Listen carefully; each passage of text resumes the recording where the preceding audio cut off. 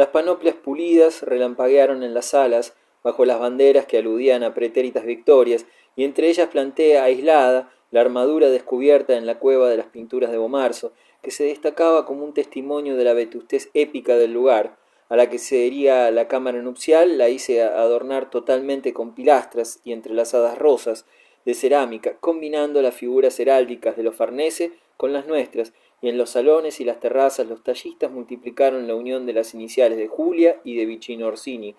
Llegaron de Venecia encajes, espejos, camafeos y cristalerías. De Milán y de Francia llegaron credencias, sillas y taburetes de raro dibujo. Estatuas y vasos de mármol sembraron sus espectros en el jardín geométrico de mi abuela. Con la otra parte del parque, la inferior y más remota, la que invadía el áspero bosquecillo, no me atreví todavía a emprender mi revolucionaria renovación. Columbraba vagamente que ahí, entre esos árboles y esas rocas, se ocultaba algo imposible de precisar que anunciaba la indecisión brumosa de antiguos sueños y que se enlazaba tan estrechamente con mi razón de ser y de estar en el mundo como la búsqueda de la inmortalidad. No exagero si digo que en cada ocasión en que descendí solo hasta el paraje enzarzado que me hablaba con la voz hipnótica del agua y de las cigarras, sentí como si penetrara en una zona secreta en la que se acentuaba el imperio mágico de Bomarzo y que adiviné que lo que allí debía realizar ocurriría a su hora y era una tarea que no debía iniciarse sin estar maduro para ella, pues a medida que transcurrieran los años, enriqueciéndome subjetivamente, crecerían también las probabilidades de llevarla a cabo sin equivocarme. Entretanto, lo que más urgía era organizar la casa y nada me distraería de lo que me había propuesto.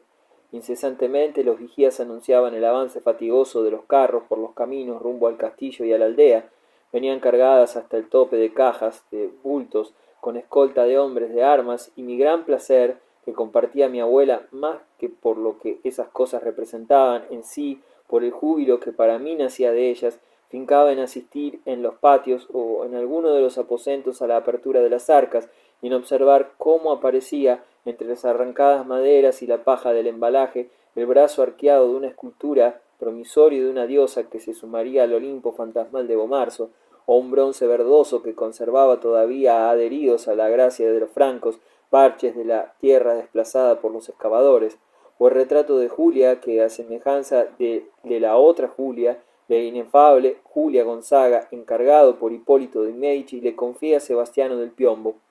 Todo ello se fue situando con el andar de los meses en la vastedad de las estancias que resonaban con los golpes de los martillos y la grita de los obreros, y me obligó a viajar más de una vez especialmente a Roma. La gente de la familia con quien tropezaba en mis itinerarios me interrogaba sobre el alojamiento del castillo, porque ya habían empezado a cundir las informaciones de mi afán, y era un asunto que interesaba por igual a grandes y a mezquinos en una época que se caracterizó doquier por la persecución de los elementos que conciernen a la formal hermosura. Esa curiosidad sumó una vanidad flamante a las muchas que me distinguían e hinchó mi pecho de engreída y asombrada satisfacción. Si Paracelso me hizo sentir en Venecia con sus explicaciones acerca del macrocosmo y el microcosmo que yo era el centro del mundo, aquel fisgoneo me convenció de que a la sazón yo era, aunque efímeramente, el centro de mi complicado linaje, cuyos ojos innúmeros y sorprendidos estaban fijos en la labor del esteta giboso, porque yo aportaba al seno de los Orsini, solicitados hasta entonces por otras inquietudes prácticas que se vinculan con el poder material y con la influencia política, el matiz envidiado de refinamiento que daba tanto lustre a las primeras casas de la península, matiz que yo incorporaba como una pieza más y muy codiciada al escudo legendario de la Osa que los siglos cuadriculaban de nuevos e intrincados cuarteles. Como es lógico, con tanto ajetreo, tampoco tuve solaz para dedicarlo a los manuscritos del alquimista Dustin, pero ellos continuaron presentes en el fondo de mi memoria, inseparables ya de lo que más intensamente me concernía, y en este último reducto, que era como la base sobre la cual se asentaba mi personalidad, su sedimento fue elaborando imperceptiblemente una especie de fuerza que sustituía mi carencia de estímulos religiosos. Mi religión por aquellos años se nutría como desde mi niñez del vigor espiritual de Bomarzo, tan rico en milenarias esencias impregnadoras que ligaban a mi estirpe con el albor místico de Italia, y se alimentaba también confusamente del sustento que le ofrecía la noción de que quizás me sería dado comunicarme con las potencias arcanas que rigen nuestro destino, y que mi voluntad lograría acaso torcer y sojuzgar, obteniendo de ellas, con el manjar supremo de la vida, la energía necesaria para enfrentar quién sabía qué misteriosas visiones, qué peregrinas respuestas a las preguntas que presentía y que no alcanzaba ni siquiera a formular con exactitud. Ese período organizador y expectante se distinguió en lo que atañe a mi vida íntima por una pureza excepcional. Preocupado por el quehacer que me embargaba, no le dio ocasión a mi sensualidad para desperezarse. Además, la duda de si estaría a la altura de las circunstancias al enfrentar a Bomarzo con los Farnese obró como un antídoto contra las tentaciones. La provocación lúbrica seguía tan alerta y latente como siempre en el ámbito del castillo y del pueblecito que lo rodeaba, pero me aislé de ella. No sé si movido por el propósito de llegar a los brazos de Julia, saneado de turbios erotismos, o por el de que nada me distrajera de mi empeño de exaltador de mi querido Bomarzo. Mis primos Orso y Mateo, que se habían establecido en el caserón, no salían de su asombro, habituados como estaban a acompañarme en correrías rijosas, y fue necesario que usara el peso de mi autoridad para convencerlos de que no se trataba de un fugaz capricho. Les cayó muy mal mi rigidez incorruptible. Les contaban que, de vuelta yo a mis tierras, renacería el entretenimiento y sacudirían el tedio provinciano. Prescindieron de mí para reanudar las andanzas, y aún así lo hicieron a espaldas mías, como si temieran los regaños del duque austero, que implantaba su insólita asepsia en un aire que, desde los etruscos, los romanos y los primeros Orsini truculentos, afirmaba su voluptuosa contaminación.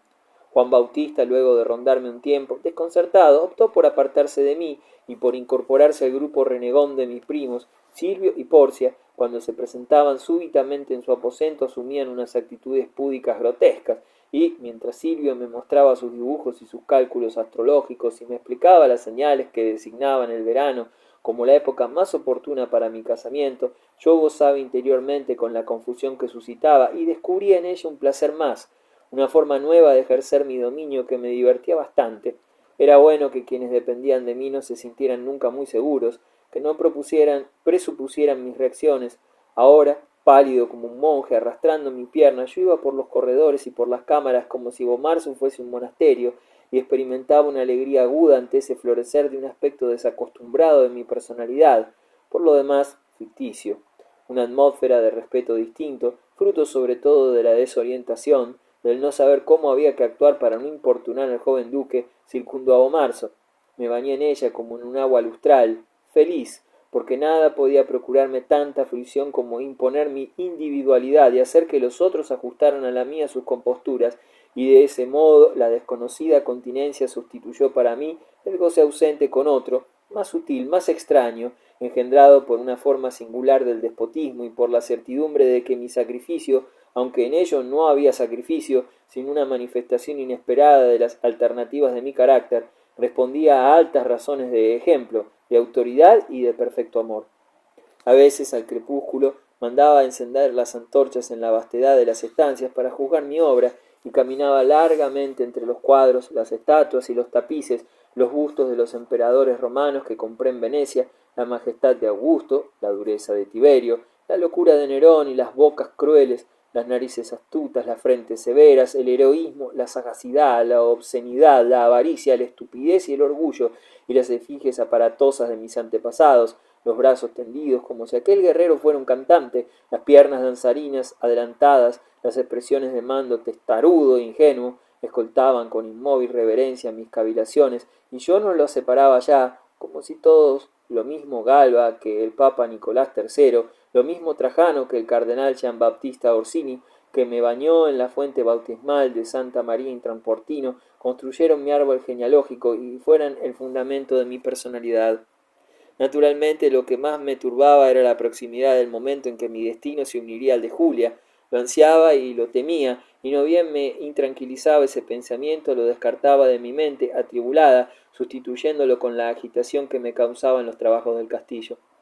A cualquier hora, para engañarme, hacía llamar a capataces y obreros, Los interrogaba, los criticaba, inventaba faenas y reemplazaba mi preocupación permanente con otras superficiales, a las que le confería desmesurado valor. Pero mi amor por Julia era una curiosa realidad. Como la había visto tan poco y apenas la conocía a través de sus cartas circunspectas, había elaborado de ella una imagen cuyos rasgos eran hijos de mi fantasía. Me paraba delante de su retrato por Sebastiano del Piombo, que reproducía admirablemente el encanto de su belleza, y le decía cuánto no me había animado a decirle las esperanzas de mi pasión y la necesidad de que me comprendiera, de que me alentara, de que me ayudara, de que me comprendiera a mí y a Bomarzo, y reinara sobre ambos con dulce imperio, porque entonces, si ella me transmitía la seguridad que brota del entendimiento amoroso, quizás yo sería capaz de realizar lo que no había realizado aún, y de ser lo que más ambicionaba, un Orsini, un duque Orsini, digno de los míos y acaso superior a ellos. Un día en Roma no resistí el impulso de verla. Envié a Silvia que le comunicara diplomáticamente mi deseo a su padre, y Galeazzo Farnese accedió. En su palacio, desde la altura de la loggia, semioculto entre Galeazzo y sus dos hijos, el hermoso Fabio y Fernando, a quien acababan de conceder el obispado de Saona, me asomé a las penumbras del salón donde, junto con sus hermanas Yolanda y Batistina,